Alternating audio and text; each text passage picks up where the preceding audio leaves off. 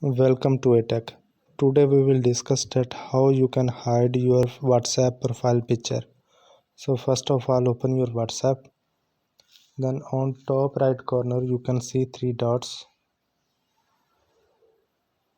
So in the last you can see settings option. Here you can see different options, but we will move on privacy. Third number, privacy options.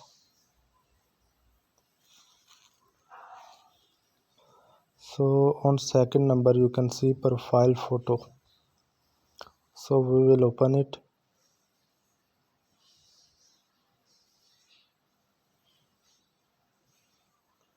Here you can see on top who can see my profile photo. So first one is everyone. Everyone mean anyone who have WhatsApp can see your profile picture. It may be from your contacts or outside of your contacts. Everyone who has your number can see your profile picture. Second means your contacts. The contacts which are saved in your phone. So third one is my contacts except. It means you can exclude some contacts. They cannot see your profile picture. So you can select the contacts to whom you don't want to show your profile picture.